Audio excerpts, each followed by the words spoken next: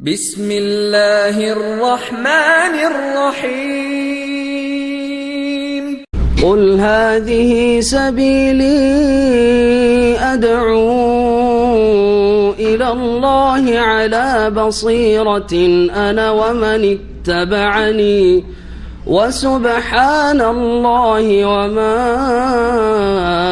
أنا من المشركين. حمدا لسابق فضلك المتوالي يا رب في الأقوال والأعمال. جئنا إلى دنيا الشتات فها هنا صنم يمجد أو ضريح باني. سحب الغواية والصواعق حولها عند السفوح على شفا الأهوال. فهديت للإسلام أمة أحمد ورسمت منهج دربها المتعالي ورسمت منهج دربها المتعالي. إسلامنا نور الحياة ومرشد للكائنات إلى الفلاح السرمدي. إسلامنا نور الحياة ومرشد للكائنات إلى الفلاح السرمدي. إسلامنا عبق الوجوه. السلام عليكم ورحمة الله وبركاته. إن الحمد لله نحمده ونستعينه ونستغفره ونعوذ بالله من شرور أنفسنا ومن سيئات أعمالنا. من يهده الله فلا مضل له ومن يضلل فلا هادي له. وأشهد أن لا إله إلا الله وحده لا شريك له وأشهد أن محمدا عبده ورسوله صلى الله تعالى عليه وعلى آله وصحبه وسلم تسليما كثيرا. أما بعد فقد قال المؤلف رحمه الله تعالى إثبات استواء الله على عرشه وقوله تعالى الرحمن على العرش استوى في 7 مواضع. في سورة الأعراف قوله تعالى إن ربكم الله الذي خلق السماوات والأرض في 6 أيام ثم استوى على العرش. وقال في سورة يونس عليه السلام إن ربكم الله الذي خلق السماوات والأرض في 6 أيام ثم استوى على العرش. وقال في سورة الرعد الله الذي رفع السماوات بغير عمد ترونها ثم استوى على العرش. وقال في سورة طه الرحمن على العرش استوى. وقال في سورة الفرقان ثم استوى على العرش ثم استوى على العرش الرحمن. وقال في سورة ألف لام ميم السجدة الله الذي خلق السماوات والأرض وما بينهما في 6 أيام ثم استوى على العرش. في سورة الحديد هو الذي خلق السماوات والأرض في 6 أيام ثم استوى على العرش.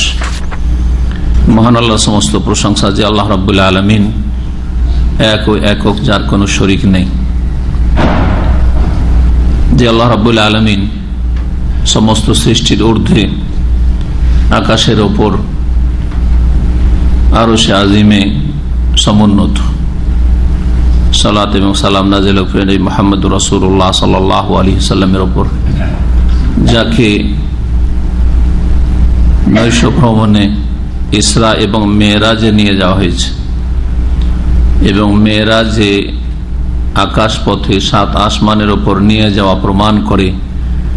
এই নবী করিম সাল্লাল্লাহু আলাইহি ওয়াসাল্লামের মেরাজের ঘটনা প্রমাণ করে যে আল্লাহ রাব্বুল আলামিন আকাশের ওপরে সর্বত্র বিরাজমান না, আর মুমিনের কলবে কলবে না। আমাদের আল আকিদা আল ওয়াসিতিয়ার ধারাবাহিক আলোচনার আজকে 11 পর্ব, 11 নম্বর আলোচনার পর্ব। বিষয়বস্তু হচ্ছে আল্লাহ রাব্বুল আলামিন তার আরশে সমুন্নত এই বিষয়টি, এবং তার সাথে এরপরে আরেকটি বিষয় এর সাথে সম্পর্কিত, তা হচ্ছে আল্লাহ রাব্বুল আলামিন সকল সৃষ্টির ঊর্ধ্বে, সৃষ্টির মধ্যে একাকার হয়ে নন, বরং তিনি সমস্ত সৃষ্টি জগতের ঊর্ধ্বে এবং তিনি সুউচ্চে, সবকিছুর ওপরে আছেন।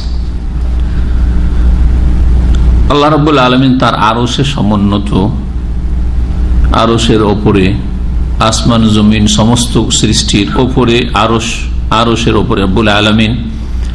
এই বিষয়ে 7টি আয়াত কোরআনে কারিমে রয়েছে। যে 7টি আয়াত এখানে নিয়ে এসেছেন ইমাম মুজাদ্দিদ শাইখুল ইসলাম ইবনে তাইমিয়া রাহিমাহুল্লাহু তাআলা। এই 7টি আয়াতে আজকের আসল বিষয়বস্তু এবং অত্যন্ত গুরুত্বপূর্ণ বিষয়বস্তু। কারণ এই বিষয়ে বিদআতপন্থীরা বিভ্রান্ত। কেউ বলে মুমিনের কলবে কলবে আল্লাহ, কলবুল মুমিন আরশুর রহমান, একেবারে ভ্রান্ত কথা। আরবিতে পড়লে আমাদের দেশের অশিক্ষিত জনগণের কাছে হাদিস হয়ে যায়, কোরআনের আয়াত হয়ে যায়। না আয়াত, না হাদিস, না কোন ইমামের উক্তি, কিছুই না, সেটি একেবারে ভ্রান্ত কথা। অথবা আল্লাহ ফি কুল্লি মাকান, আল্লাহ সব জায়গায় সব কিছুতেই, একেবারে এগুলি এমন ইসলাম পরিপন্থী কথা, যেটা কুফরি বললে সেটা একটু বাড়াবাড়ি হবে না। সমস্ত সৃষ্টিতে যদি আল্লাহ রাব্বুল একাকার হয়ে থাকেন, তো যারা আল্লাহ ছাড়া অন্যের পূজা করছে তারা তো বলছে যে আমরা তো আল্লাহকে উদ্দেশ্য করি, তো তার পূজা করছি। সুতরাং প্রতিমার ভিতরেও আল্লাহ আছে, হ্যাঁ, গাছপালার পূজা করছে, গাছের ভিতরে আল্লাহ আছে। সূর্য চন্দ্রে যারা পূজা করছে তাতেও তো আল্লাহ আছে। একেবারে স্পষ্ট কুফরি কথা। মানুষের ভিতরে আল্লাহ আছে, হোসেন মানুষের হাল্লাজের ভিতরে আল্লাহ আছে, সেজন্য আনাল হক বলেছে। তো কোন অপরাধ করেছে তাহলে? ইবনে আরবির ভিতরে আল্লাহ আছে, যে কোনো সৃষ্টির ভিতরে ওয়াহদাতুল উজুদ, ওয়াহদাতুল উজুদের আকীদা, আল্লাহ সবকিছুতেই এবং সর্বত্র। এ সমস্ত গুমরাহিগুলি কোনো ছোটখাটো গুমরাহি না, অথচ ব্যাপক আকার ধারণ করে আছে। এই সম্পর্কে আমাদের সমাজের যাদেরকে আলেম সমাজ বলা হচ্ছে, অথচ কোরআন সুন্নাহর আলেম তারা নয়, তারাও বিভ্রান্তির শিকার। তো জনগণের অবস্থা কি হবে? এই জন্য আজকের আলোচনাটি একটু ভালো করে শোনেন এবং ঈমানকে যদি কোন রকমের ভেজাল থাকে বা সংশয় থাকে, তো সংশয় এবং ভেজাল মুক্ত করেন। আল্লাহ যেন আমাদের সকলকে তৌফিক দান করেন। কোরআনে কারীমের আয়াত সবগুলি বলছেন ভাষ্যকার আল্লামা শেখ সালেহুল ফাউজান হাফিজাহুল্লাহ তাআলা, ইসবাতু ইস্তিওয়াইল্লাহি আলা আরশিহি, মহান আল্লাহর আরশে সমুন্নত হওয়ার প্রমাণ। ওয়া কাউলুহু, শাইখুল ইসলাম ইবনে তাইমিয়া রাহিমাহুল্লাহ বলছেন যে মহান আল্লাহর বাণী, আর রহমানু আলাল আরশি ইস্তাওয়া, পরম করুণাময় আল্লাহ যিনি, তিনি আরশে ইস্তাওয়া, সমুন্নত। ফি সাবঈ মাওয়াদিআ ফি সূরাতিল আরাফ, এ বলে এক একটি করে বর্ণনা শুরু করেছে। ফি সাবঈ মাওয়াদিআ, 7টি জায়গায় রয়েছে কোরআনে কারীমে। কোরআনে কারীমে এই আয়াতটি 7টি আয়াতে রয়েছে, 7টি জায়গায় রয়েছে। সূরার নামগুলি ওইখানে এবং আয়াত নম্বর আপনাদের সামনে পেশ করা হবে। আল্লাহ রাব্বুল আলামিন আরশে সমুন্নত, এছাড়া অন্য কোন শব্দ দিয়ে অর্থ করা যায় কি না এই বিষয়টি নিয়ে আলোচনা করব। এজন্য বিভিন্ন তরজমা কোরআনগুলি আপনাদেরকে নিয়ে আসতে বলছিলাম, তাহলে সুবিধা হয়তো, কিন্তু আপনারা তা করতে পারলেন না। যাই হোক, কিন্তু আমি কোরআনের তরজমাগুলি রেফারেন্স দিয়ে দেবো, সেগুলি আপনারা দেখে নিতে পারবেন। আল্লাহ রাব্বুল আলামিন আরশে সমুন্নত, ইস্তাওয়া। ফি সূরাতিল আরাফ, প্রথম জায়গা হচ্ছে সূরা আরাফে। কোরআনে ধারাবাহিকভাবে দেখলে সূরা আরাফে প্রথম আয়াত এসেছে, কওলুহু, মহান আল্লাহর বাণী, ইন্না রাব্বাকুমুল্লাহুল্লাযী খালাকাস সামাওয়াতি ওয়াল আরদ, নিশ্চয় তোমাদের প্রতিপালক আল্লাহ, যিনি আকাশসমূহ এবং পৃথিবী সৃষ্টি করেছেন, ফি সিত্তাতি আইয়াম, 6 দিনে। সুম্মা ইস্তাওয়া আলাল আরশ, অতঃপর আরশে সমুন্নত হয়েছেন। আসমান জমিন সৃষ্টি করার পরে আরশে তিনি সমুন্নত হয়েছেন। সূরা আরাফ আয়াত নম্বর 54। কি বুঝলেন থেকে? যখন সুম্মা অতঃপর দিয়ে বলা হয়েছে, আর প্রত্যেকটি আয়াতে সুম্মা দিয়ে আসবে। সূরা তাহার আয়াতটি ছাড়া, আর রহমান আর ইস্তাওয়া আয়াতটি ছাড়া সবগুলিতে আছে আসমান জমিন 6 দিনে সৃষ্টি করার পরে আরশে তিনি, অতঃপর সুম্মা, তারপরে, যেটা তারাখি বিলম্বের জন্য আসে, তারতিব এবং তারাখি বিলম্বের জন্য। আল্লাহ রাব্বুল আলামিন আসমান জমিন সৃষ্টি করার পরে আরশে সমুন্নত। আরশের মালিক হননি, হ্যাঁ, যেমন বিদআতপন্থীদের অর্থ। যদি বলেন যে আল্লাহ 6 দিনে আসমান জমিন সৃষ্টি করার পরে আরশের মালিক হলেন, তো তার আগে তাহলে আরশের মালিক ছিলেন না, অন্য কেউ মালিক ছিল নাকি? বেদখল ছিল। বোঝা গেছে কথা? হ্যাঁ, এই জন্য বললাম যে মালিক হওয়ার অর্থ নয়, হ্যাঁ, নিজের ক্ষমতাধীন করা নয়, ইস্তাওলার অর্থ নয়, বরং ইস্তাওয়ার 4টি শব্দ দিয়ে, আরবি প্রতিশব্দ ইস্তাওয়ার 4টি শব্দ দিয়ে তর্জমা করেছেন সালাফগণ। এই 4টি শব্দ আপনাদের সামনে উল্লেখ করব এবং তা ভাষ্যকার উল্লেখ করেছেন শেখ সালেহুল ফৌজান তার এই শারহাই বা ভাষ্যে। সূরা আরাফের আয়াত নম্বর 54 এটি ছিল। আল্লাহ আরশে সমুন্নত আসমান জমি সৃষ্টি করার পরে ওয়াকালা ফি সূরাতে ইউনূস আলাইহিস সালাম, সূরা ইউনূস সে আল্লাহ রাব্বুল ইরশাদ করেছেন, ইন্না রাব্বাকুমুল্লাহুল্লাযী খালাকাস সামাওয়াতি ওয়াল আরদ, নিশ্চয় তোমাদের প্রতিপালক সে আল্লাহ যিনি আকাশসমূহ এবং জমিন সৃষ্টি করেছেন ফি সিত্তাতি আইয়াম 6 দিনে। সুম্মা ইস্তাওয়া আল আরশ, অতঃপর তিনি আরশে সমুন্নত। আবার একই রকম শব্দ সূরা ইউনূসের আয়াত নম্বর 3, যাদের কাছে কিতাব আছে দেখেন। ওয়াকালা ফি সূরাতির রাদ, সূরা রাদে মহান আল্লাহ ইরশাদ করেছেন, আল্লাহুল্লাযী রাফা'আস সামাওয়াতি বিগাইরি আমাদিন তারাউনা, আল্লাহ সেই সত্তা যিনি আকাশসমূহ সমুন্নত করেছেন, সুউচ্চ করেছেন, উঠিয়েছেন। রাফা, তো আকাশসমূহ আমাদের উপরে আছে, রাফা। বেগাইরে আমাদিন তারাউনা, বিনা কিসে? খুঁটিতে। আমাদ মানে হচ্ছে খুঁটি, আমুদ বা আমাদ মানে হচ্ছে খুঁটি। বিনা খুঁটিতে যা তোমরা দেখছো, অর্থাৎ কোনো খুঁটি নেই যা তোমরা দেখতে পাচ্ছ, কারণ খুঁটি থাকলে তোমরা দেখতে পেতে যে খুঁটি লাগা আছে, আর খুঁটিগুলির ওপর, পিলারগুলির ওপর আসমান দাঁড়িয়ে আছে। বেগাইরে আমাদিন তারাউনা, বিনা খুঁটিতে যা তোমরা দেখছো।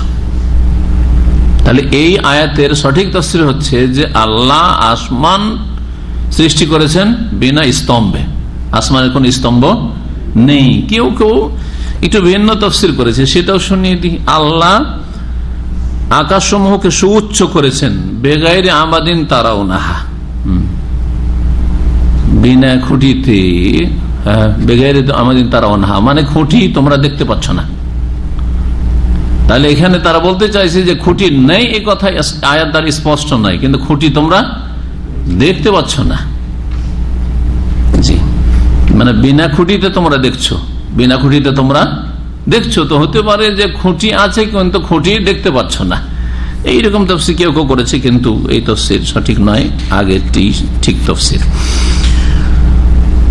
সুম্মা ইস্তাওয়া আলাল আরশ, অতঃপর তিনি আরশে সমুন্নত হয়েছেন। সূরা রাদ আয়াত নম্বর 2। সূরা তাহার আয়াত নম্বর 5, আর রহমানু আলাল আরশি ইস্তাওয়া, তাহা মা আনজালনা আলাইকাল কুরআনা লিতাশকা ইল্লা তাযকিরাতাল লিমান ইয়াখশা তানজিলাম মিম্মান খালাকাস সামাওয়াতি ওয়াল আরদিল উলা। হ্যাঁ, আর রহমানু আলাল আরশি ইস্তাওয়া 5 নম্বর আয়াত। জি, রহমান দয়াবান আল্লাহ রাব্বুল আলামিন আরশে সমুন্নত। এই ছিল সূরা তাহা। এই আয়াতটি প্রথম উল্লেখ করেছেন, হ্যাঁ প্রথম উল্লেখ করেছেন, তাহলে 2 বার করে আয়াতটি আসলো, কিন্তু ওখানে উদ্দেশ্য ছিল এই বিষয়টিকে প্রমাণ করা, আর 7টি জায়গায় এই বিষয়টি এসছে এই কথা বলা। এখানে দলিল হিসেবে উল্লেখ করা হয়েছে, সুতরাং বিনা প্রয়োজনে উল্লেখ করা হয়নি। কথা বলবেন না যে এটা রিপিট কেন, হ্যাঁ রিপিট না, ওখানে দলিল হিসেবে পেশ করা হয়নি। কি বলা হয়েছে যে এই বিষয়টি, হ্যাঁ বিষয়বস্তু তুলে ধরা হয়েছে যে আল্লাহ আরশে সমুন্নত, এই বিষয়টি 7 জায়গায় কোরআনে কারিমে বর্ণিত হয়েছে। আর তারপরে দলিলগুলি ধারাবাহিক তরতিবের সাথে বর্ণনা করতে গিয়ে এখানে বলছেন সূরা তাহার আয়াত নম্বর 5 রয়েছে আর রহমানু আলাল আরশি ইস্তাওয়া। ওয়াকালা ফি সূরাতিল ফুরকান, সূরা ফুরকান, সূরা ফুরকান রয়েছে 6 নম্বর জায়গায় কি সুম্মা ইস্তাওয়া আলা। এখানে আয়াতটা লিখতে ভুল আছে, সূরা ফুরকান দেখা যাক আয়াত নম্বর 59, কারণ আয়াত এইভাবে নেই, যেভাবে এখানে টাইপে আছে ওইভাবে আয়াত থাকার কথা না।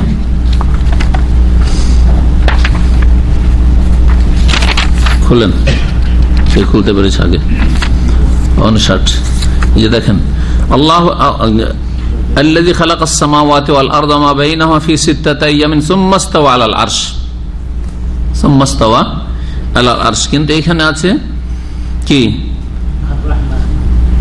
আল্লাহুল্লাযী খালাকাস সূরা ফুরকানে ثم استوى على العرش الرحمن ثم استوى على العرش الرحمن فاسأل به خبيرا। এই মাঝখানে এখানে দেখেন এখানে কিভাবে আছে আল্লাহুল্লাযী খালাকাস সামাওয়াতি ওয়াল আরদা ওয়া মা বাইনাহুমা ফি 6 আইয়াম, এই শুরু থেকে উল্লেখ করলে ভালো ছিল। তারপরে কি আছে সুম্মাস্তাওয়া আলাল আরশ, তারপরে ওয়াকফ আছে একটা, যদিও জায়েজ ওয়াকফ, ওয়াজিব ওয়াকফ, জরুরি নয় থামা। তারপরে আর রহমানু সুম্মাস্তাওয়া আল আরশে আর রহমানু, আর রহমানকে এখানে লাগিয়ে দেওয়া হয়েছে এই জন্য অর্থ মেলানোর জন্য যে অতঃপর আরশের ওপর রহমান সমুন্নত হয়েছেন বা আরশের ওপর সমুন্নত। ফাসআল বিহি খাবীরা, সুতরাং এই বিষয়ে কারো কাছে সূক্ষ্ম খবর যদি থাকে তাহলে জিজ্ঞেস করো। আর আল্লাহ ছাড়া বেশি সূক্ষ্ম খবর আল্লাহ সম্পর্কে, আল্লাহ রাব্বুল আলামিনের কোথায় আছেন তিনি এই সম্পর্কে কার কাছে বেশি থাকতে পারে? একমাত্র রাসূলুল্লাহ সাল্লাল্লাহু আলাইহি ওয়াসাল্লাম, যাকে আল্লাহ জানিয়েছেন। জি, আর রহমান ফাসআল বিহি খাবীরা।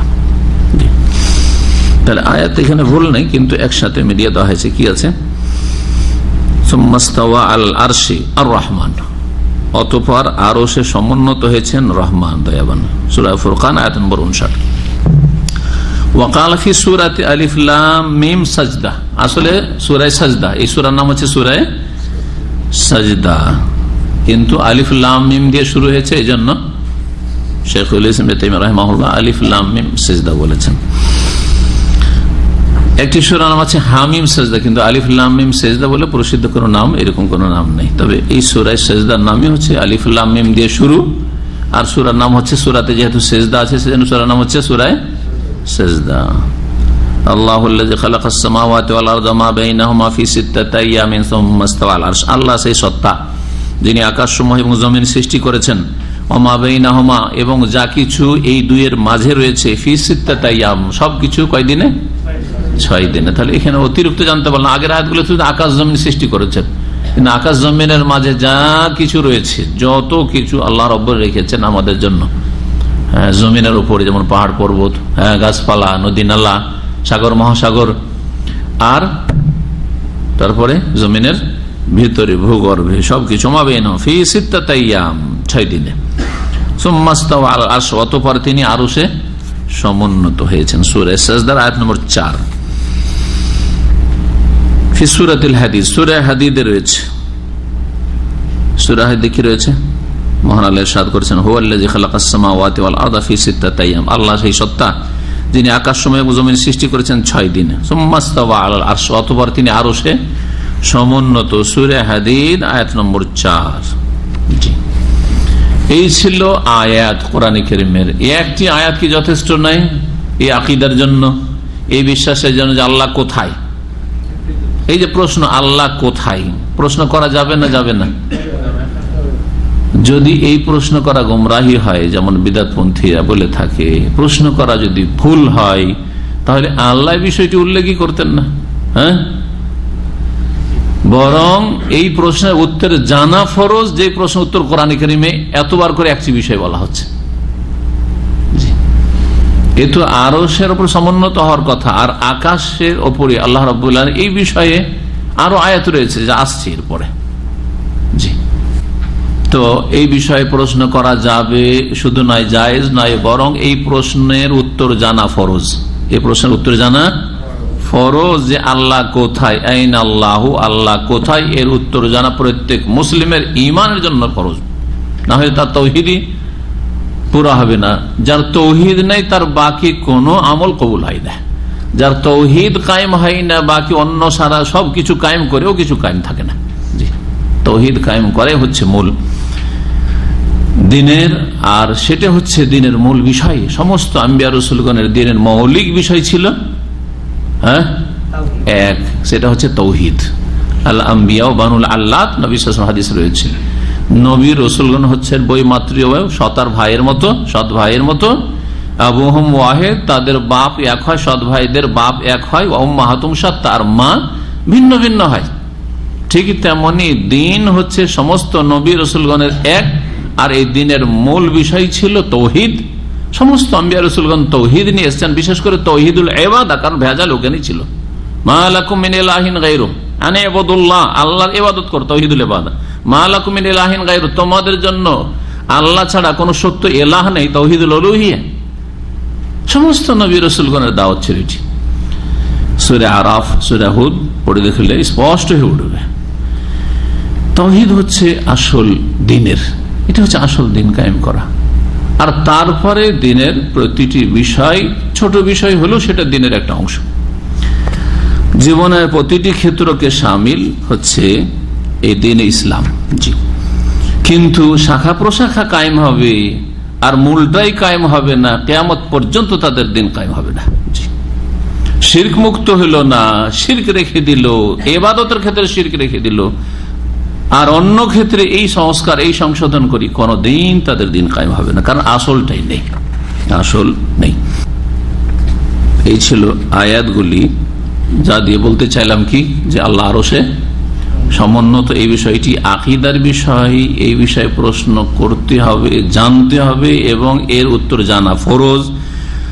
এবং এটি তাওহীদুল আসমা সিফাতের একটি গুরুত্বপূর্ণ দিক। তাওহীদুল আসমা ও সিফাত, আল্লাহর নাম এবং গুণাবলীর ক্ষেত্রে তাওহীদ, একত্ব প্রতিষ্ঠা করার একটি গুরুত্বপূর্ণ বিষয়।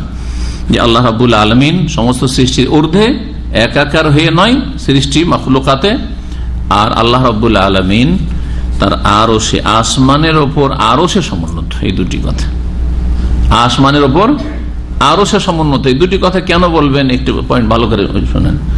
কারণ শুধু, আর যদি বলেন যে আল্লাহ আরশে সমুন্নত, তো বিদাতীদের আর একটা চোরা রাস্তা আছে, হ্যাঁ, কুফরিয়া কথা, সেটা হচ্ছে কলুল মুমিন আরশুর রহমান, মুমিনের কলবই তো আরশ।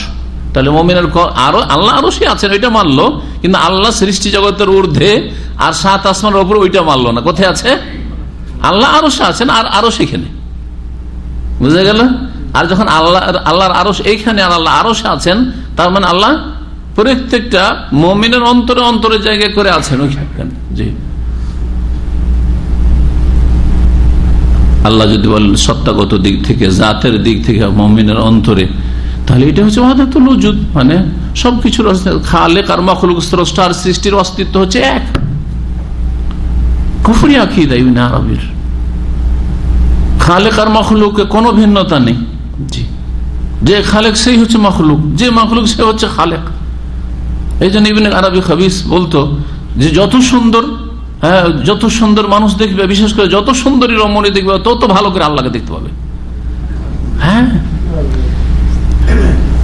আর এই যে কুফরি আকীদার পিছনে তার ইতিহাস আছে। সে এক সুন্দরী মেয়ের প্রেমে পড়ে গেছে, ফেঁসে গেছিল, এখনো আল্লাহকে দেখার বাহানা দিয়ে ওই সুন্দরীকে দেখতে চাই, যে ওকে দেখলে আমি আল্লাহকে দেখতে পাই।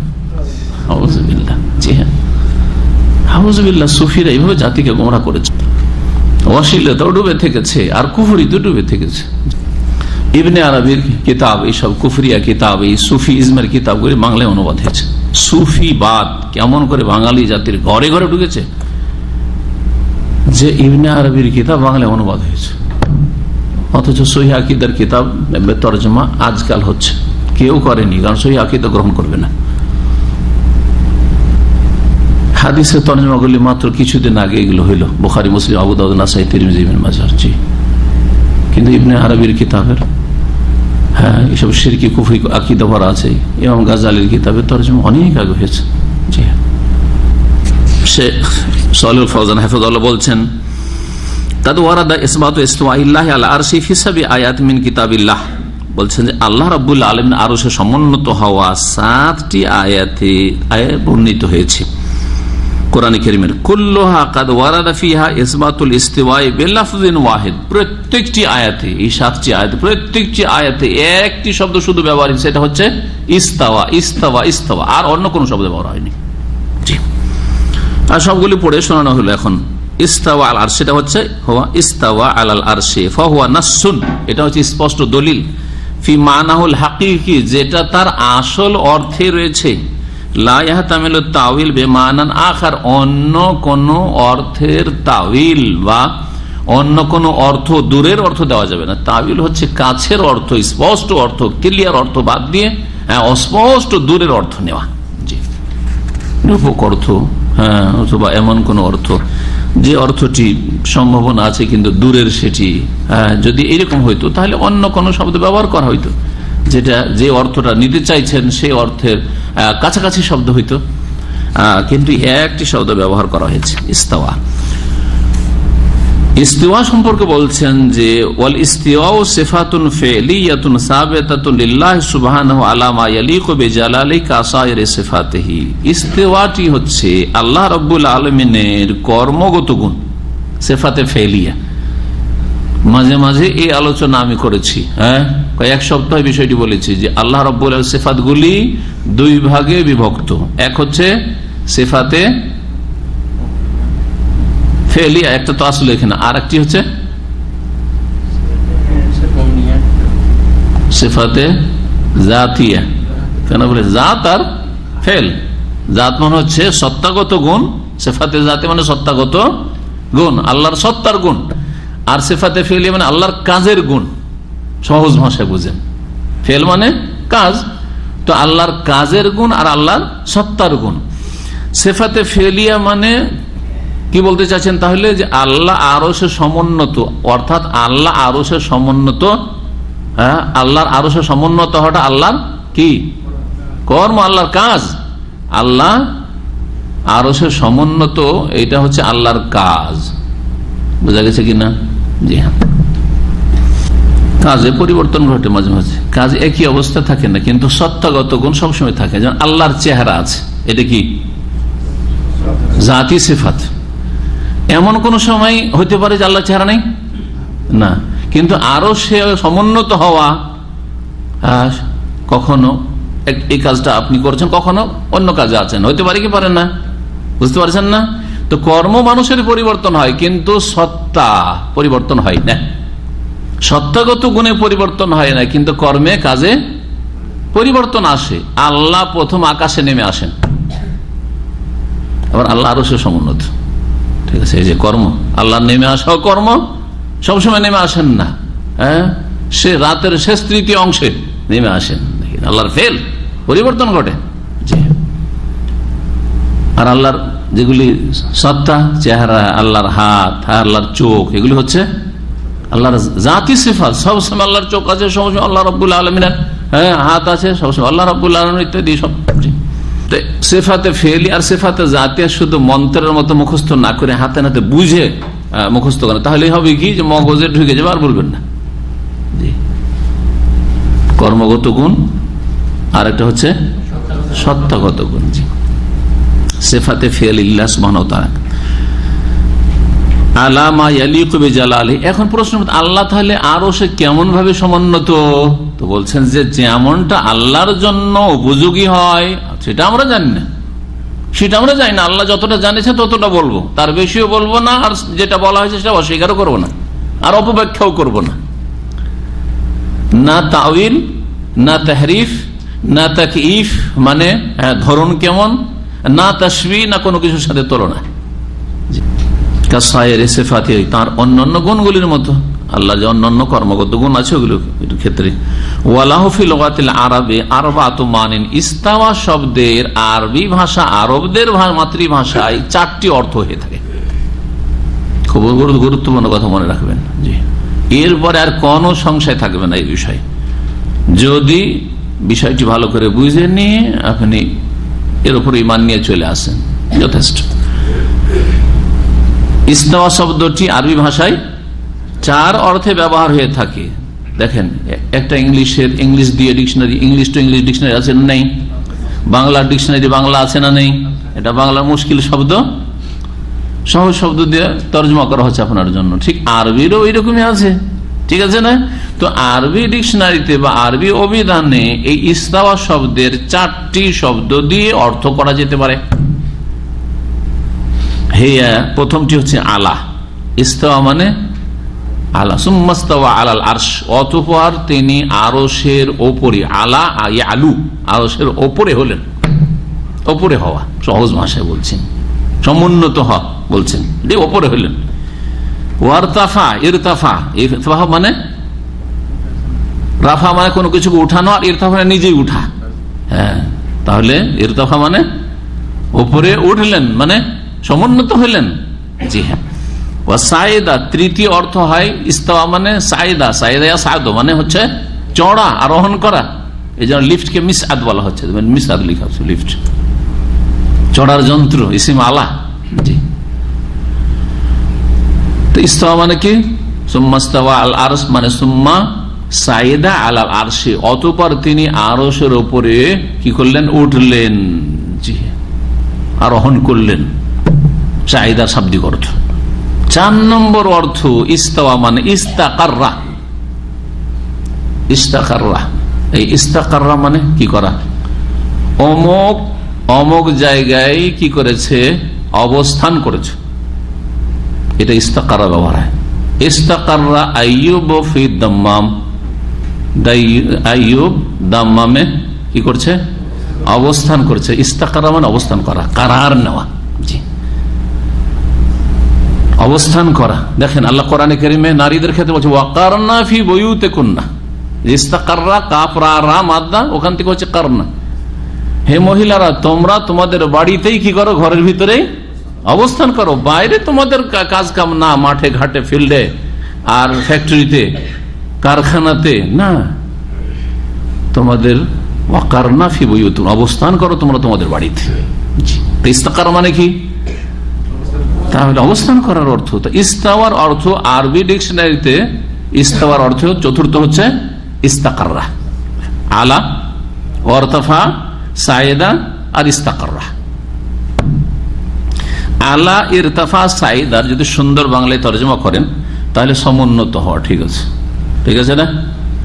আল্লাহ 6 দিনে আকাশ জমিন সৃষ্টি করলেন, অতঃপর তিনি আরশে সমুন্নত হইলেন। সুতরাং আহলে হাদিসদের অধিকাংশ অনুবাদগুলিতে, আজকাল যে অনুবাদ ডক্টর মুজিবুর সাহেবের অনুবাদ দেখেন, অথবা আপনার আরো যেগুলি তাইসিরুল কোরআন যেটা আছে, হ্যাঁ হাসান ভাই মাশাআল্লাহ, তাহলে চলে আসছে, এটা পড়ে শোনাচ্ছি। এতে ভিন্ন অনুবাদ আছে। আর তাইসিরুল কোরআন আর আপনার যেটা বলা হচ্ছে এই যে তর্জমা করা মুজিবুর রহমান সাহেবের, যেটা ইবনে কাসিরের সংক্ষিপ্ত বা ইবনে কাসির তর্জমা করতে গিয়ে যে তর্জমা করেছেন তিনি, তাতে তিনি সমুন্নত হওয়ার অর্থ করেছেন। কি করেছেন? সমুন্নত। অধিকাংশ আহলে হাদিস অনুবাদগুলিতে কি রয়েছে? সমুন্নত শব্দ আছে।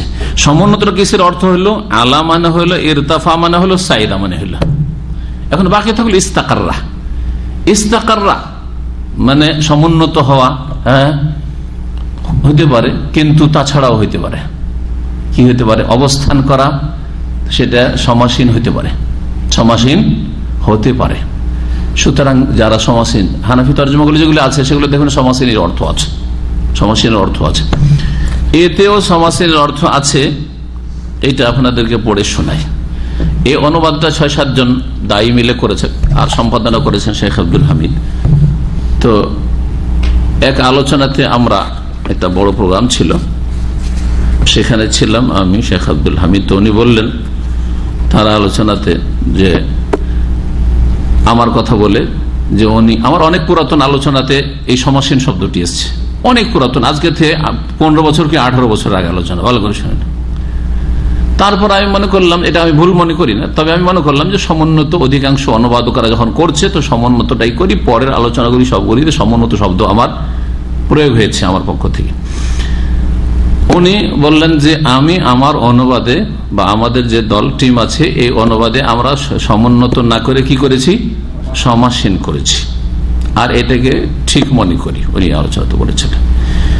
পরে আমি এটা খুলে দেখলাম যে আসলে এতে সমাসীন আছে।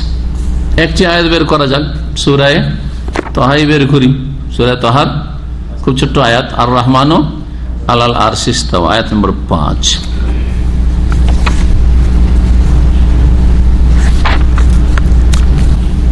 দেখেন তিনি বলছেন, অনুবাদক এখানে সূরা তাহা আর আয়াত নম্বর 5,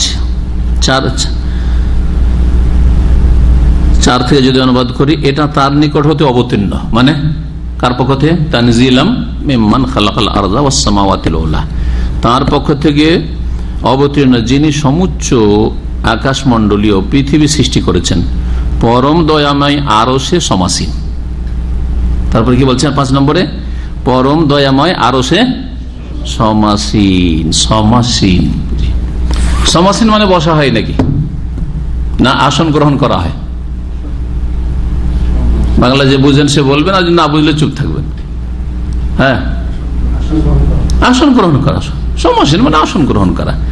আসন গ্রহণ করা যে কোনো ভাবে হইতে পারে।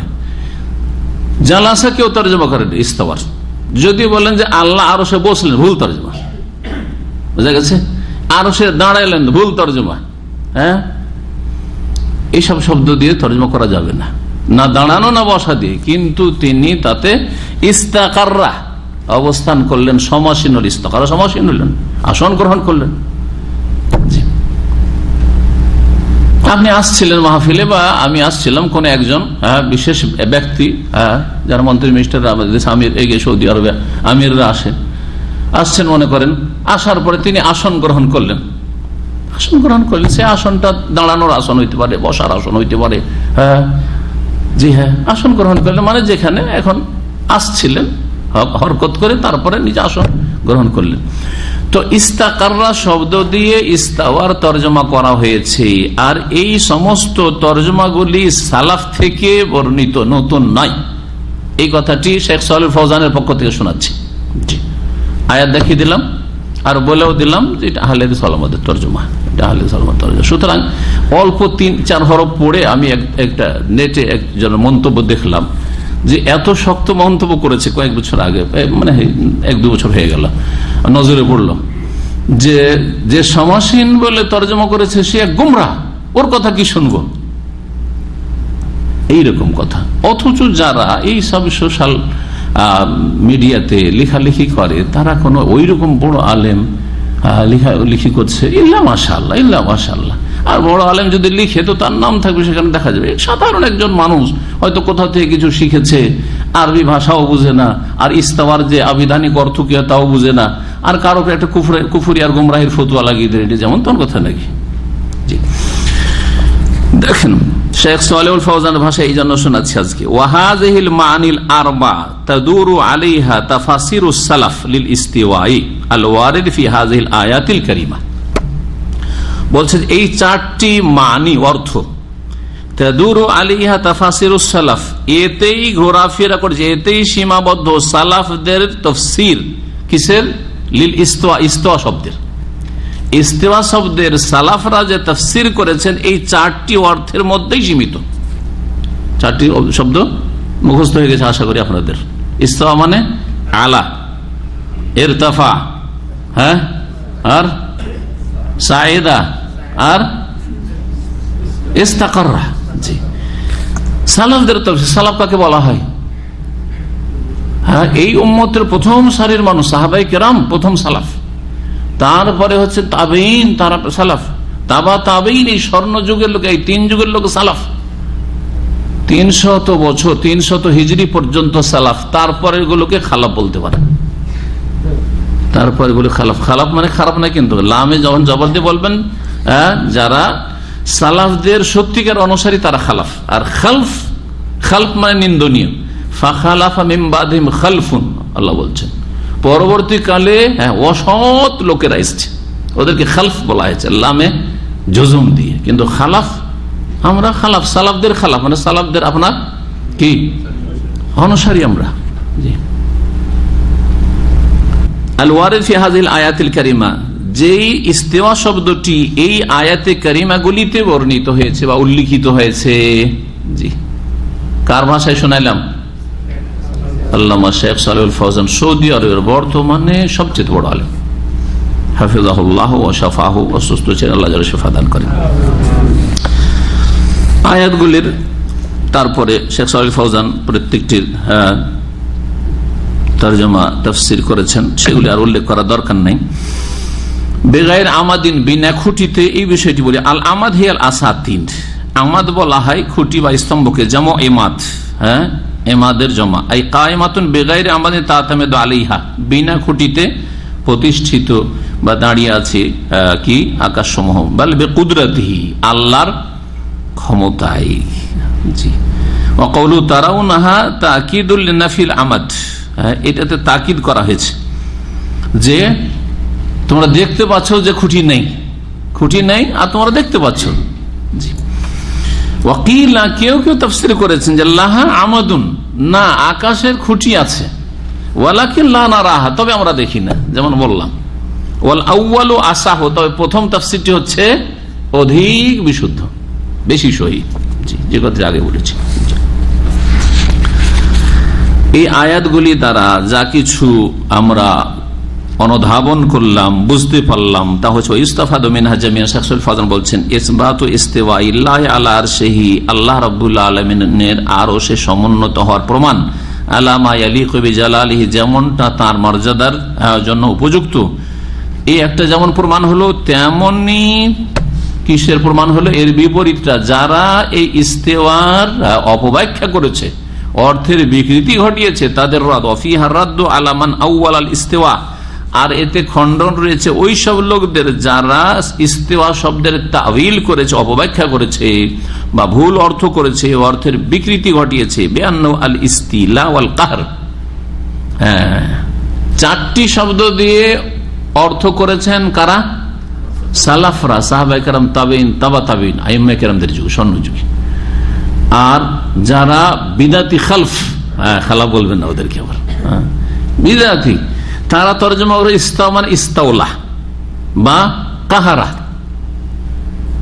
ইস্তাওলা মানে সহজ ভাষায় দখল করা, নিজের ক্ষমতায় নিয়ে আসা, আয়ত্তাধীন নিয়ে আসা। যদি এই অর্থ হয়, তাহলে আল্লাহ 6 দিন আকাশ জমিন সৃষ্টি করলেন, তারপরে ইস্তাওয়া আরশে কি হইলেন? আরশ নিজের ক্ষমতাধীন করলেন। তার আগে আরশ আল্লাহর ক্ষমতার বাইরে ছিল নাকি? এই যদি এই আকীদা কেউ রাখে যে আল্লাহ আর হাত ছাড়া ছিল আরশ, আল্লাহর ক্ষমতার এতে ছিল না, তাহলে তো কুফরি কথা না? জি হ্যাঁ, জি, গোমরাহি স্পষ্ট। কাহার, কাহার মানে যে প্রতিদ্বন্দ্বী, কোন প্রতিদ্বন্দ্বী না থাকে এমন ব্যক্তিকে কাহার বলা হয়। আল্লাহর একটি নাম হচ্ছে আল কাহার, যার কোনো প্রতিদ্বন্দ্বী নেই, অপ্রতিরোধ্য, যার কোনো প্রতিদ্বন্দ্বী নেই। ফাসসার আল আরশ, আরশটা কি আবার? বিআন্নাহুল মুলক। বিদাতিরা আরশ মানে আরশ মানে তাদের কাছে কি? রাজত্ব। তার মানে আসমান জমিন 6 দিনে সৃষ্টি করার পরে আল্লাহ তার রাজত্বের উপর ক্ষমতাসীন হইলেন, এই অর্থ তাদের কাছে। ফাকালা ইস্তাওয়া আল আরশে মানাহু, বিদাতিরা বলে ইস্তাওয়া আরশ মানে হচ্ছে ইস্তাওলা আলাল মুলকে, পৃথিবীর আসমান জমিনের রাজত্বের উপর তিনি কি ক্ষমতাবান হলেন। ওয়া কাহারা গায়রাহু, অন্যকে তিনি পরাজিত করলেন। ওয়াহাজা বাতিলুন, এই অর্থ যদি করা হয় তো বাতিল না কথা? জি, একদিক দিয়ে না, মিন ওজুহিন কাসীরা, অনেক দিক থেকে এই ভ্রান্ত ধারণা বা এই অর্থ করা বাতিল। তার মধ্যে এখানে 4টি উল্লেখ করেছেন লেখক, সংক্ষেপে বলে দিই। আন্না হাযা তাফসীরুল মুহদাস, প্রথম খণ্ডন হচ্ছে যে ইস্তাওয়া মানে ইস্তাওলা, নিজের ক্ষমতাতে নিয়ে আসা, আর আরশ মানে হচ্ছে রাজত্ব। এই তাফসীর হচ্ছে মুহদাসুন মানে বেদাতি তাফসীর, নব আবিষ্কৃত তাফসীর। মুখালিফুন লি তাফসীরিস সালাফ, সালাফে সালিহিনের তাফসীরের পরিপন্থী। সালাফ কারা? মিনাস সাহাবাতে, সাহাবায়ে কেরাম, ওয়াত তাবেঈন এবং তাবেঈনগণ, ওয়া আতবাঈন এবং তাবা তাবেঈন। যেন বলেই দিলেন যে সালাফ কারা?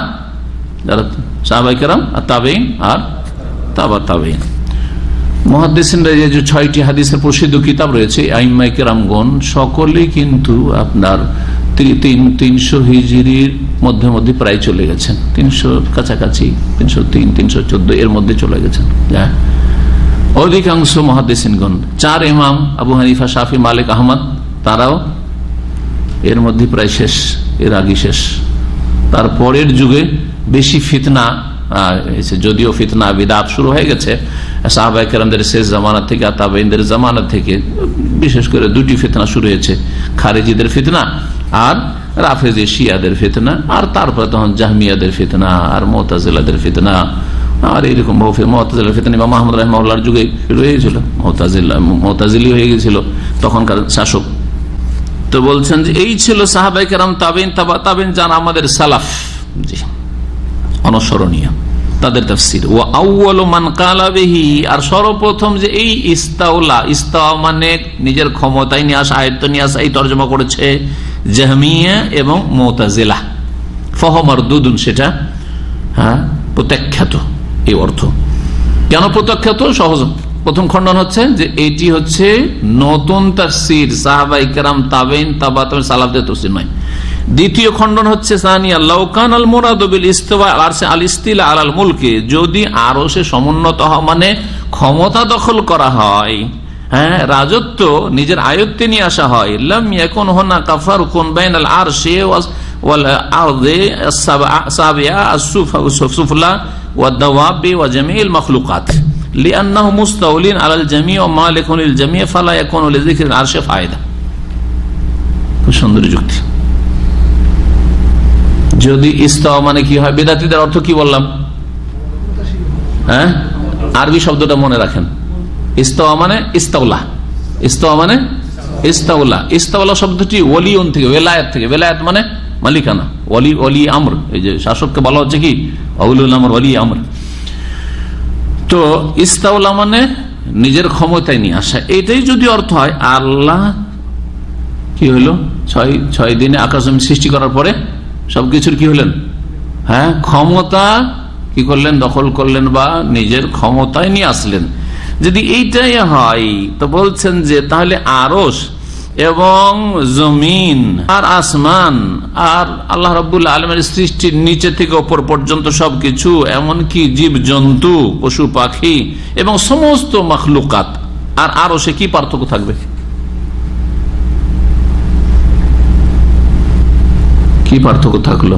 আল্লাহ শুধু আরশের মালিক হলেন না সবকিছুর মালিক হলেন? যদি মালিক হওয়ার অর্থ নেওয়া হয় তাহলে আল্লাহ রাব্বুল আলামিন 6 দিনে আসমান জমিন সৃষ্টি করার পরে, হ্যাঁ, সবকিছুর মালিক হলেন। সেই মালিকানার ভিতরে আরশও আছে, সেই মালিকানাধীন আপনার কি বলছে আসমান জমিন আছে, আর পাহাড় পর্বত আছে, সাগর মহাসাগর আছে, আর যত কিছু আছে জমিন আসমানে সবকিছু আছে। তাহলে আল্লাহ শুধু আরশ কেন বর্ণনা করবেন? আল্লাহকে যদি এই কথাই বলতে হইতো যে আল্লাহ 6 দিন আসমান জমিন সৃষ্টি করার পরে কি করলেন, নিজের ক্ষমতায় নিয়ে আসলেন, তাহলে আরশ কেন শুধু বলবেন? সবকিছু তার ক্ষমতাধীন হইল। সুম্মাস্তাওয়া আলা কুল্লি শাই, এই কথা বলতেন, বুঝে গেছে? শুধু আরশ শব্দটি আল্লাহর বলাতে কোনো লাভ হইল? হ্যাঁ, আল্লাহ বেকার বেকার বারবার করে ইস্তাওয়া আলা সুম্মাস্তাওয়া আলা সুম্মাস্তাওয়া আলা করছেন নাকি? তাই বলছেন শেখ সালেহ ফাউজান যে লিআন্নাহু মুস্তাউলিন আলাল জামি, কারণ আল্লাহ রাব্বুল আলামিনের ক্ষমতা সবকিছুর উপর রয়েছে, আর আসমান জমিন সৃষ্টি করার আগে থেকেই রয়েছে সর্বদা। নাকি এমন যে আসমান জমিন সৃষ্টি করার আগে আল্লাহর কোনো ক্ষমতা ছিল না, এমনটা কি? তাও তো না, সবকিছুর উপর তার ক্ষমতা রয়েছে। মালিকুল জামি, এবং তিনি সবকিছুর মালিক। ফালা ইয়াকুনু লিযিকরিল আরশি ফায়দা, তাহলে এখানে আরশ শব্দটি উল্লেখ করার কোন ফায়দাটা হইল? কোনো ফায়দা নেই। তাহলে 3 নম্বর খণ্ডন হচ্ছে আন্না হাযা লাফজ ইস্তাওয়া আল আরশি কাদ ইত্তারাদা ফিল কিতাব ওয়াস সুন্নাহ ওয়া লাম ইয়াতি ফি লাফজিন ওয়াহিদিন ইস্তাওলা আল আরশ হাত্তা তুফাসসারা বিহি বাকিয়াতুন নুসুস।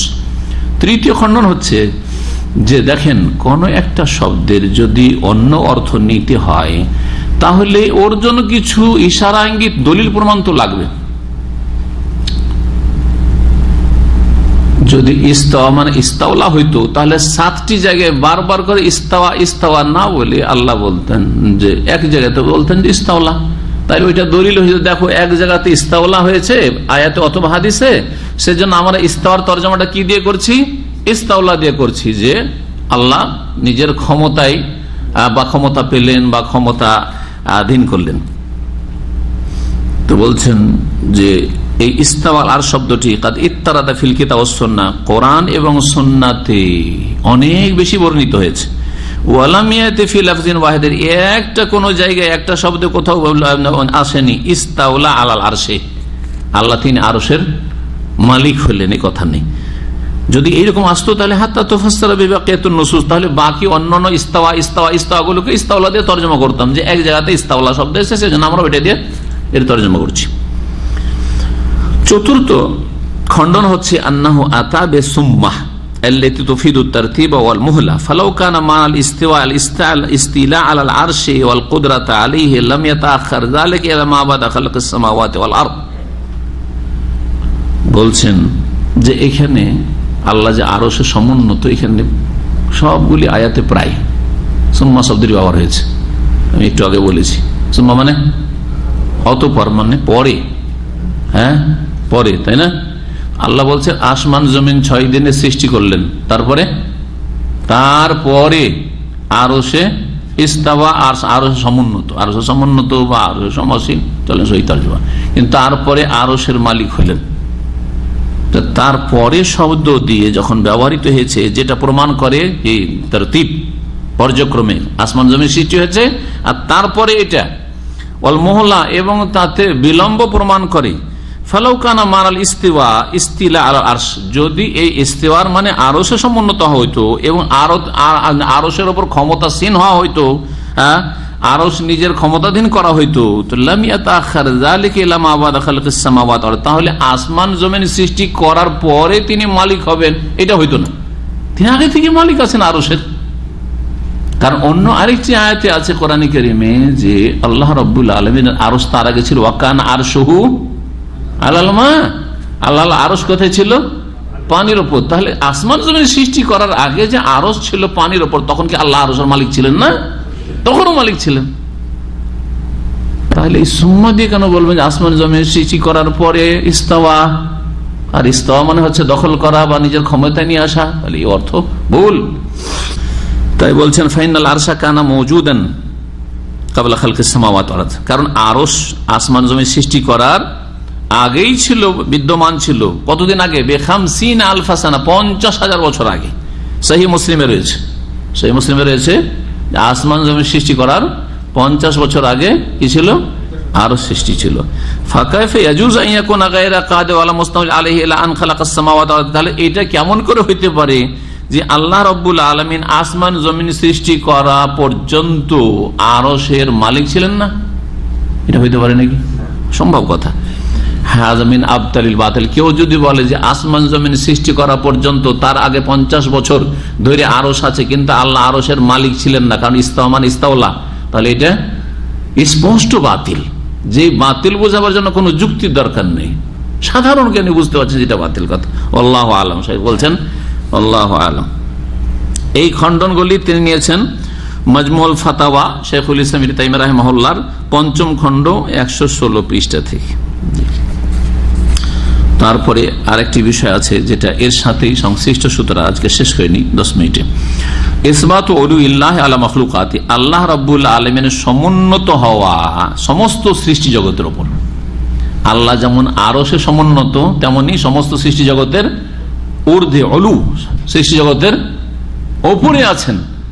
এর দলিল সংক্ষেপে বলে দিই, কোরআনে কারীম, রাসূলুল্লাহ সাল্লাল্লাহু আলাইহি ওয়াসাল্লাম হাদিস, এবং সালাফে সালেহিনের ইজমা, সাহাবায়ে কেরাম, তাবেঈন, তাবা তাবেঈনের। এবং এর দলিল হচ্ছে মানুষের আকল, যুক্তি। যিনি স্রষ্টা তিনি একাকারে সৃষ্টির কি করে থাকতে পারেন? আকল, যুক্তি। এবং এর দলিল হচ্ছে ফিতরাত। এর দলিল হচ্ছে দলিলুল ফিতরা, যেটাকে প্রকৃতি, নেচার ও দলিল। ফিতরাত কেমন করে দলিল? এটা সংক্ষেপে বুঝিয়ে দিই। সেটা হচ্ছে যে যে কোনো মানুষ, কাফের পর্যন্ত, যদি কোথাও জুলমের শিকার হয়, নির্যাতনের শিকার হয়, মার খায়, তো তখন একটি মহাশক্তির আশ্রয় মনে মনে তলাশ করে। তার মন বলে যে আমার মহাশক্তির প্রয়োজন, যিনি আমার এই জুলমকে, অত্যাচারকে আমার উপর যে হচ্ছে দূর করবেন। মনটা কোন দিকে যায়? কখন কেউ যদি মার খেয়ে থাকেন তো বুঝতে পারছেন, কিচ্ছু জানে না ইসলামের, আল্লাহ তোর বিচার করবে, এমনিতে অটোমেটিক হাত উঠে যাচ্ছে, আঙ্গুল উঠে যাচ্ছে। হিন্দুদের কথা তো খুব প্রসিদ্ধ। হিন্দুদের পাশাপাশি বাস করছেন, আপনারা জানেন, ওপরওয়ালা, সর্বত্রওয়ালা বলতো। যদি আল্লাহ সর্বত্র বিরাজমান, বলছে সর্বত্রওয়ালা। তো সর্বত্রওয়ালা জীবনে কোনদিন শুনেছেন?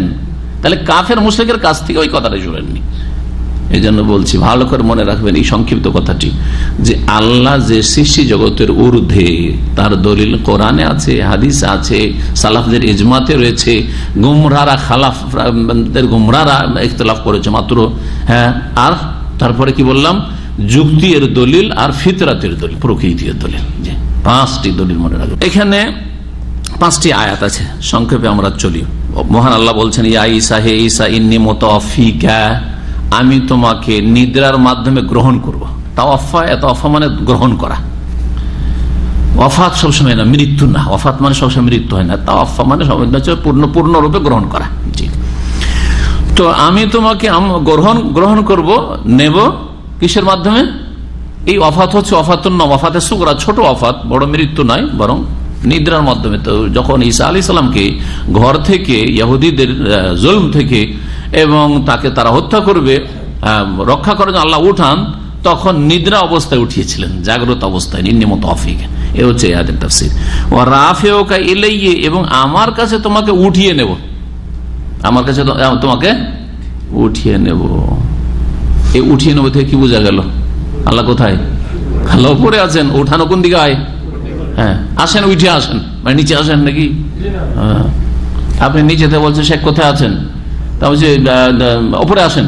উপরে আসেন মানে কি? আমি উপরে আছি। হ্যাঁ, উঠে আসেন, আপনি উপরে আসেন মানে বলছে যে লিফটে উঠে আসেন। উঠে আসেন মানে কি? নিচে উপরে উঠে আসেন। জি, রাফে গাইলে আমার কাছে উঠিয়ে নেব, স্পষ্ট প্রমাণ সূরা আলে ইমরান আয়াত নম্বর 55।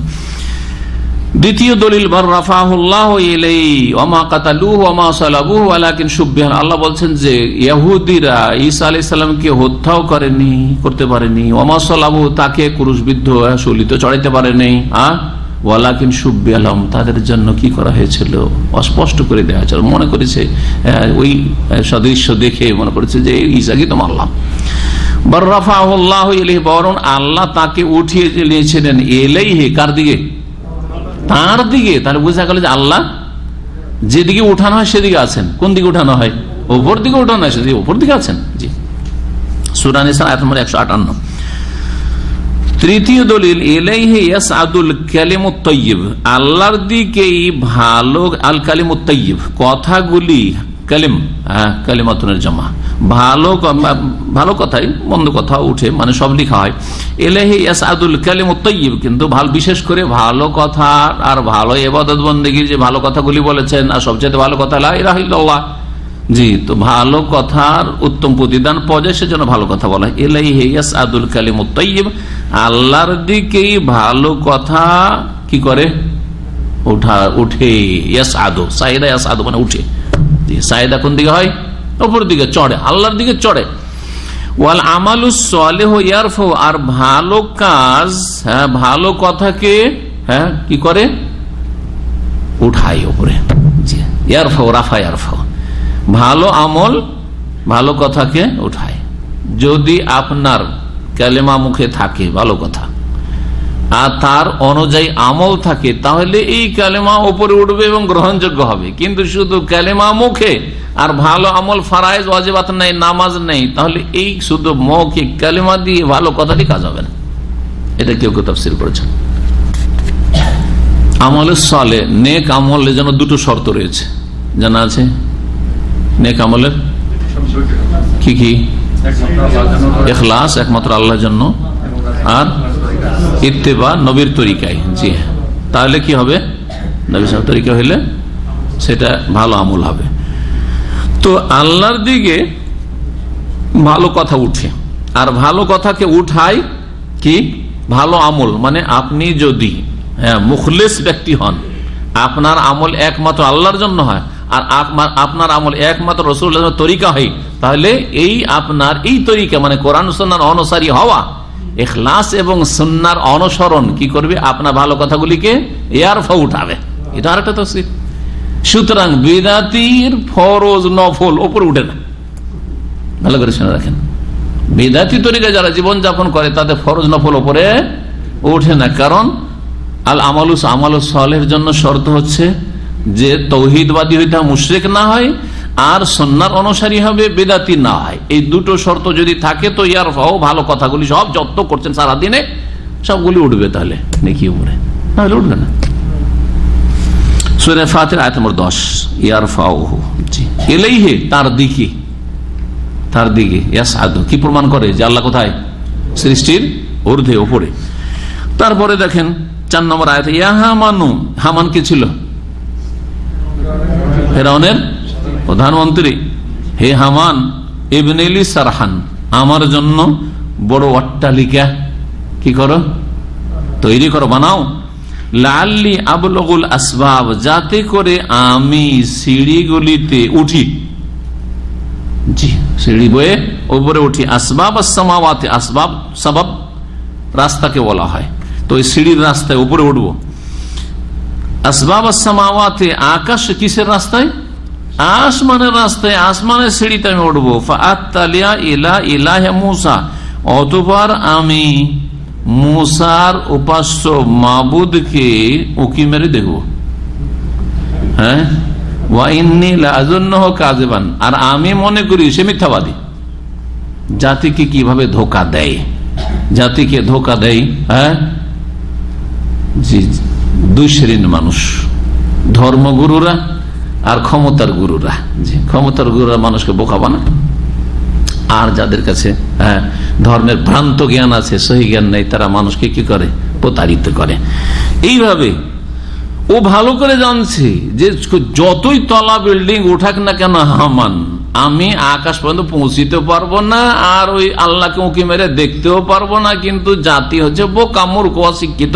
এদিকে বাঙাল বুঝিয়ে দিই, বাঙাল বুঝে না, বুঝেন তো? হ্যাঁ জি, কানাকে হাইকোর্ট দেখানো। জি, সূরা গাফির, সূরা গাফিরের অপর নাম মুমিন, আয়াত নম্বর 36-37। জি, তাহলে ফিরআউন এত বড় কাফের, তারপরও তার আকীদা কি ছিল, জাহমিয়া আর মুতাজিলা চেয়ে ভালো ছিল, কি যে আল্লাহ উপরে আছে, সেজন্য আমার সিঁড়ি বওয়া লাগবে আল্লাহকে দেখতে হইলে, আল্লাহ সর্বত্র বিরাজমান, একটু দেখি, এই আকীদা ছিল না। জি, ফিরআউনকে হারিয়ে দিয়েছে। তাওহীদুল আসমা ও সিফাত কে অস্বীকার করে অথবা আর এর তাওয়িল করে। তারপরে মহান আল্লাহ বলছেন, আমিনতুম মান ফিস সামাই, তোমরা কি নিরাপদ হয়ে গেছো, নির্ভীক হয়ে গেছো, তোমাদের অন্তরে কোনো ভয় নেই। আমেনা ইয়ামানু, সামে আসমা, এর মানে হচ্ছে নিরাপদ হয়ে যাও, নির্ভীক হয়ে যাও, ভয় ভীতি না থাকা। আর আমানা ইউমিনু মানে ঈমান নিয়ে আসা, বিশ্বাস স্থাপন করা। জি, আমিনতুম মান ফিস সামাই, যেই সত্তা আকাশে রয়েছেন তাকে বলে তোমরা কি নিরাপদ হয়ে গেছো, আল্লাহ ধরবেন না, আল্লাহ পকড়া করবেন না। ইয়াকসিফা বিকুমুল আরদা, যে তোমাদের জমিনকে তিনি কি করবেন, ধসিয়ে দেবেন। ফাইজা হুয়া তামুর, তখন সেই জমিন কি করতে থাকবে, প্রকম্পিত হইতে থাকবে। মারা ইয়ামুরু ইয়াউমা তামুরুস সামাউ মাউরা, কোরআনে কি রয়েছে, জালজালা, ভূমিকম্প হওয়া। জমিন যদি আল্লাহ ধসিয়ে দেন তো জমিন তখন আর স্থির থাকবে না, তখন প্রকম্পিত হইতে থাকবে। ফাইদা হে তামুর। আমিনতুম, আরো দেখেন তারপরে আয়াতে, আমিনতুম মান ফিস সামাই, নাকি তোমরা নির্ভীক হয়ে গেছো সেই সত্তা বলে যিনি আকাশে রয়েছেন। কোথায় রয়েছেন সেই সত্তা? সেই সত্তা কে? আল্লাহ। আল্লাহ সব আছে, যিনি আকাশে রয়েছেন। ইউরসিলা আলাইকুম হাসিবা, যে তোমাদের ওপর পাথর বর্ষিত করবেন। ফাসাতালামুন, তখন তোমরা শীঘ্রই জানতে পারবে। কাইফা নাযীর, মানে কাইফা নাযীরই ছিল আসলে, এজন্য নাযীরে করা আছে, আমার সতর্কীকরণ কেমন ছিল, তখন হবে, তখন বুঝতে পারবে।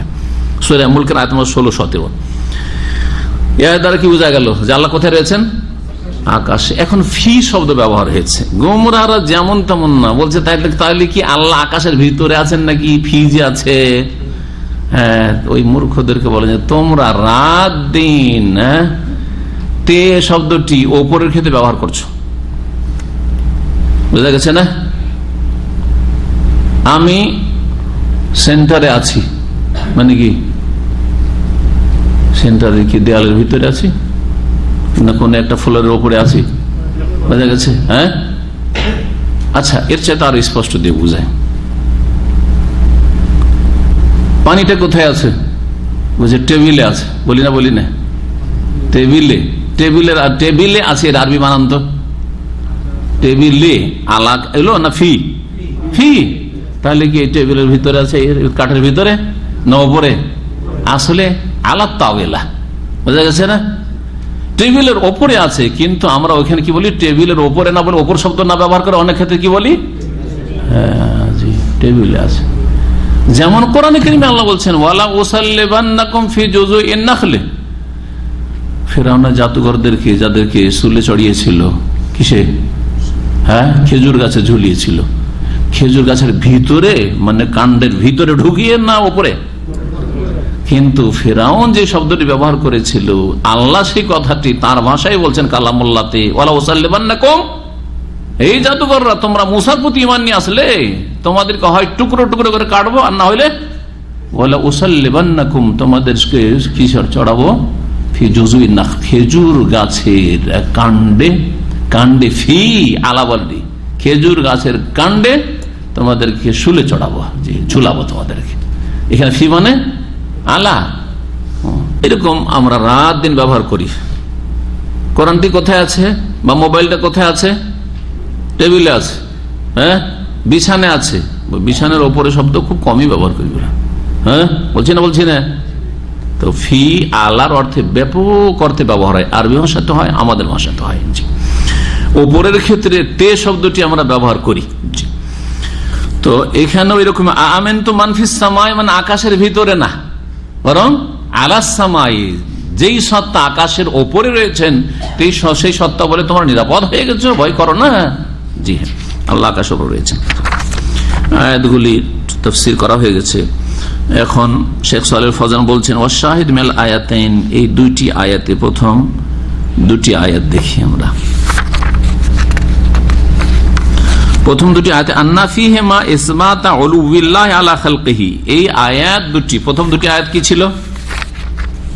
রাফেওকা আর রাফাহুল্লাহ আলাইহি, তোমাকে আমার কাছে উঠিয়ে নেব আর আল্লাহ তাকে উঠিয়ে নিলেন, যে রাফা। বলছেন যে এই দুটি আয়াতে আল্লাহ সৃষ্টি জগতের ওপরে আছেন এ কথা প্রমাণিত হয়। হাইসু সাররাহাত আন্নাহু সুবহানাহু ফিস সামাই, যে আল্লাহ রাব্বুল আলামিন কোথায় রয়েছেন? এই লাস্টের দুটি আয়াতের কথা বলছেন, আমিনতু মান ফিস সামাইয়ের কথা। আগের গুলি এক একটি করে ওর সাথে বলে দিয়েছেন।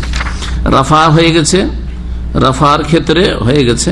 হাযা মাহাল্লুশ শাহিদ মিনাল ওয়া হুয়া ইসবাতুল উলু লিল্লাহি তাআলা, আল্লাহ সুউচ্চ, লিআন্না রাফআ ইয়াকুন ইলা আলা, উঠানো হয় কোন দিকে? ওপর দিকে উঠানো হয়, এই হয়ে গেছে।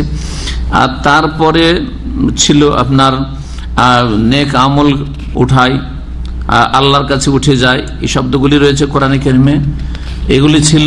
আর তারপরে রয়েছে যে যিনি আকাশে রয়েছেন, এই দুটি আয়াত সম্পর্কে বলছেন আন্না ফিহিমা ইসবাত উলুইল্লাহি আলা খালকিহি, যে আল্লাহ যে আকাশে রয়েছেন এটা প্রমাণ করে যে আল্লাহ সৃষ্টি জগতের উপরে।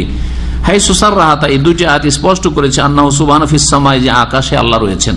ফাকাদ দাল্লাত হাযিহিল আয়াতু আল্লাতী যাকারাহাল মুআল্লিফ রাহিমাহুল্লাহ তাআলা ইসবাতিল উলু, এই আয়াত প্রমাণ করে, যে আয়াতগুলির লেখক বর্ণনা করেছেন এখানে বা উল্লেখ করেছেন, যে আল্লাহ রাব্বুল আলামিন সবকিছুর ঊর্ধ্বে রয়েছেন, উলু সবকিছুর ওপরে রয়েছে। কামা দাল্লাত আয়াতু আল্লাতী ক্বাবলাহা, এই যেমন আগের চ্যাপ্টারের আয়াতগুলি প্রমাণ করেছে আল্লাহ ইসবাতি ইস্তিওয়াইল্লাহি আলা আরশে, যে আল্লাহ আরশের ওপর সমুন্নত, আরশের ওপর সমুন্নত। এখন একটি কথা শেষখানে শেখ সালেহ ফৌজান বলছেন যে ইস্তেওয়ার উলুতে পার্থক্য কি? একটা হচ্ছে শেষ চ্যাপ্টার যেটা ছিল যে আল্লাহ ইসবাত উলুইল্লাহ, আল্লাহ রাব্বুল আলামিন সমস্ত সৃষ্টি জগৎ থেকে সুউচ্চে, এটা একটা বিষয়, সৃষ্টি জগতের ওপরে সহজ ভাষায়। আর আগের বিষয়টি ছিল আল্লাহ আরশে সমুন্নত, দুটো বিষয়। এই আরশে সমুন্নত হওয়া আর আল্লাহ সৃষ্টি জগতের ঊর্ধ্বে, এই দুটো ভাষায় বা দুটো বিষয় পার্থক্যটাকে, যে দুটো আলাদা আলাদা শাইখুল ইসলাম ইবনে তাইমিয়া রাহিমাহুল্লাহ বর্ণনা করছেন। বলছেন তিনি এখন আবার ফিরে আসেন, সিফাতগুলি আল্লাহর গুণগুলি দুই ভাগে বিভক্ত। কি? সিফাতে জাতিয়া আর সিফাতে ফেলিয়া। সিফাতে জাতিয়া একটি হচ্ছে সিফাতে জাতিয়া, আর একটি হচ্ছে সিফাতে ফেলিয়া।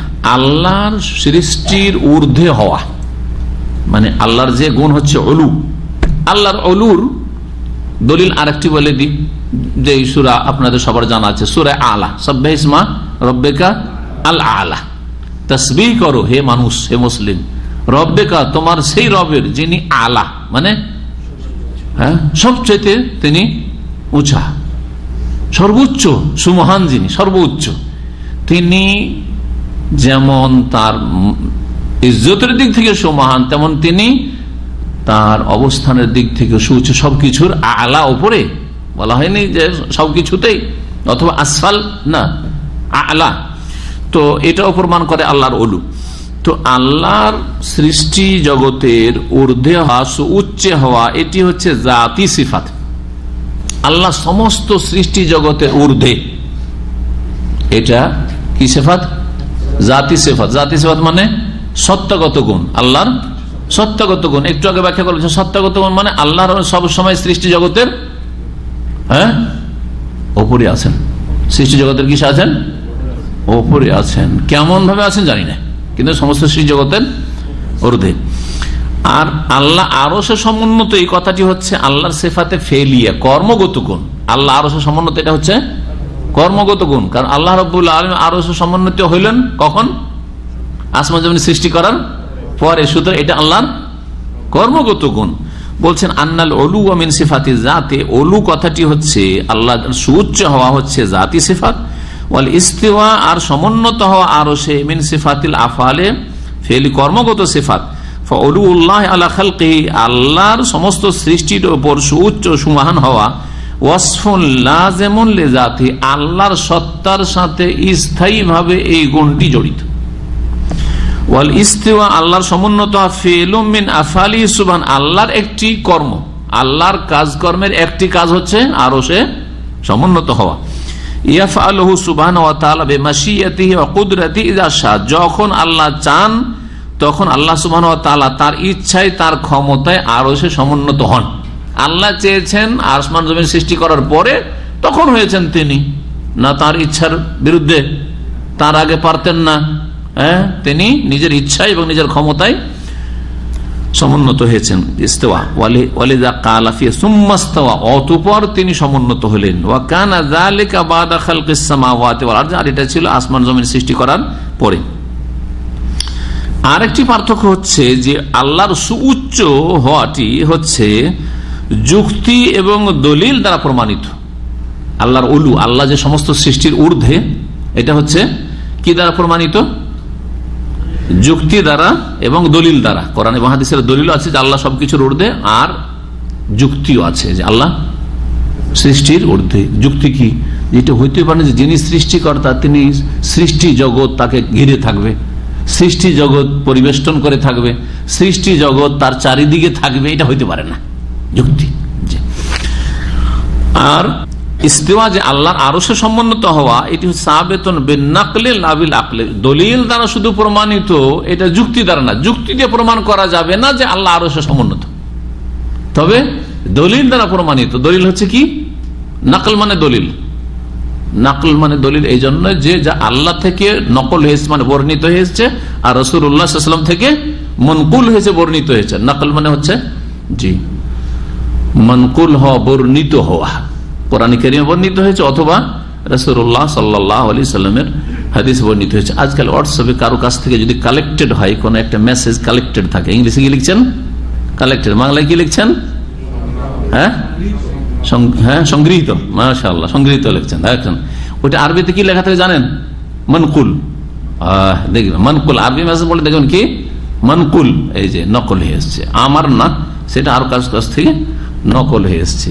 তো নকল মানে দলিল, আর দলিল আমাদের হচ্ছে কোরআন এবং সুন্নাহ। হয় আল্লাহর কাছ থেকে নকল হয়ে এসছে, আর না হলে নবী মুহাম্মদ সাল্লাল্লাহু আলাইহি সাল্লামের হাদিসে সেটা নকল হয়েছে, মানে তার পক্ষ থেকে আমাদের কাছে সেই দলিলটি এসছে। এই জন্য নকল দলিলকে বলা হয়, আকল যুক্তিকে বলা হয়। এই বিষয়টি আকল এবং নকল দ্বারা প্রমাণিত, এরকম কথা অনেক জায়গায় লেখা থাকে কিতাবে। এর অর্থ হচ্ছে এই। তো আল্লাহ আরশে সমুন্নত, এই কথাটি জ্ঞান বিবেক দ্বারা বোঝানো যাবে না, কিন্তু কি দিয়ে বুঝাবেন? দলিল দিয়ে, বিন-নাকল, কোরআন এবং হাদিসের দলিল দিয়ে বুঝাবেন। হাযা ওয়াল্লাহু আ'লাম, সাল্লাল্লাহু আলাইহি ওয়া সাল্লাম মুহাম্মদ ওয়া আলা আলিহি ওয়া সাহবিহি। الكائنات إلى الفلاح السرمدي إسلامنا نور الحياة ومرشد